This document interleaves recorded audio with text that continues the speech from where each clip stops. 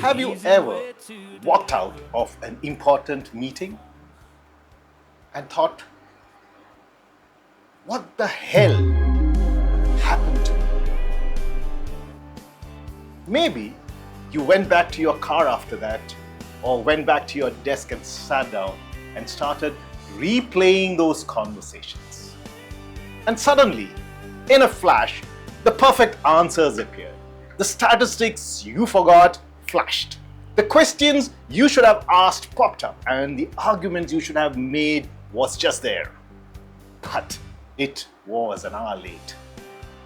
During the meeting, everything felt different the moment your boss asked you a question.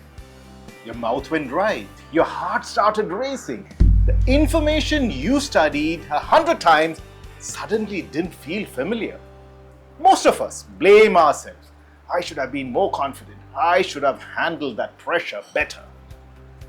But as a group captain, friends, I have spent years handling aircraft designed to warn pilots when the aircraft system begins to degrade.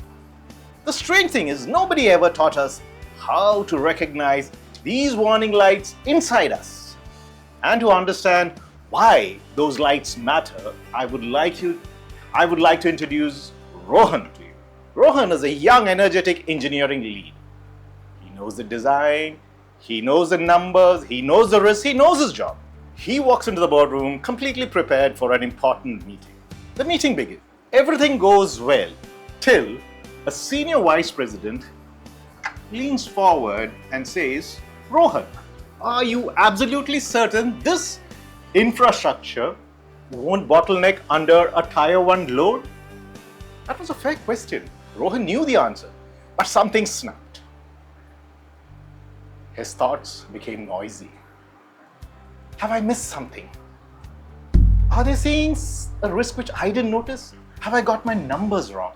He hesitates, he fumbles, he stumbles, and loses control of the presentation and the room. The meeting moves on. An hour later, everything comes back. Every number, every argument, every point he had forgotten. And he's left asking, what happened to me? What happened to me? And here's something interesting, Fred. Your brain doesn't know the difference between a difficult meeting and a genuine emergency. Under pressure, you start seeing the whole picture. You stop asking questions. You stop exploring. You start reacting. Pressure rarely removes intelligence. It changes access to intelligence, and it distorts clarity. Aviation, friends, discovered this a long time ago.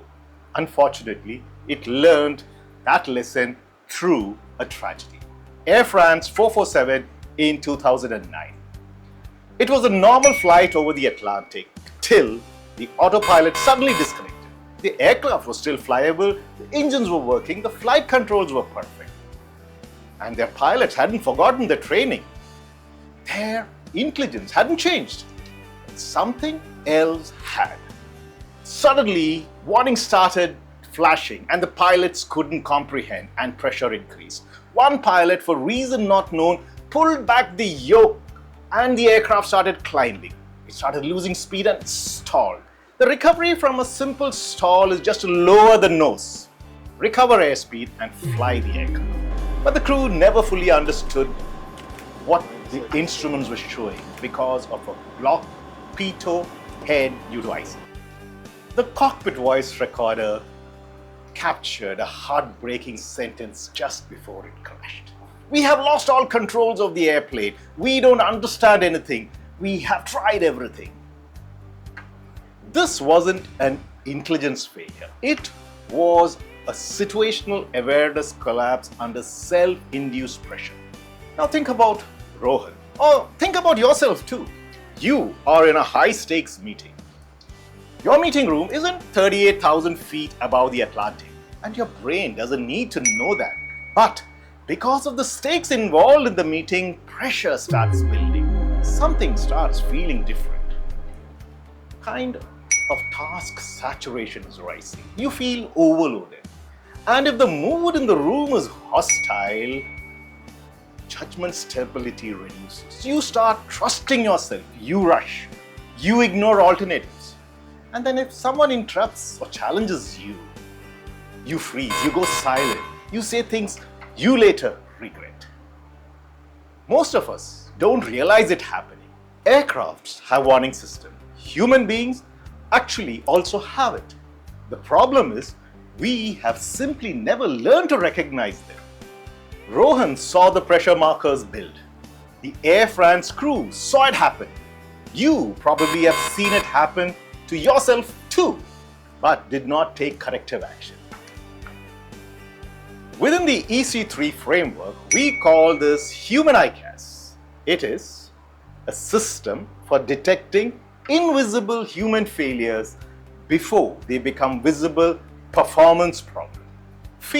Find what's happening to yourself because of the environment around you. Find what's changing the way I am seeing the situation. Solve, remove the noise, and act on what you actually know to be true. And finally, lead by focusing on the realities so as to restore clarity. Maybe next week or in the coming days, you walk into a difficult meeting for sure. Someone will challenge your work. Your heart rate will rise. Your thoughts will become noisy. But the EC³ framework will help you stabilize the confusion entering your mind. You realize something is happening. I don't need to react. I need to recover clarity. Aviation accepted this problem long time ago, that skill alone isn't enough. So they built warning systems, procedures, checklists, so as to protect clarity.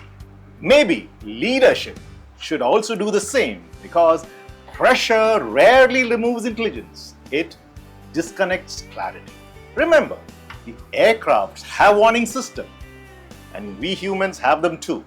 We simply need to learn to see them. That's the EC³ way.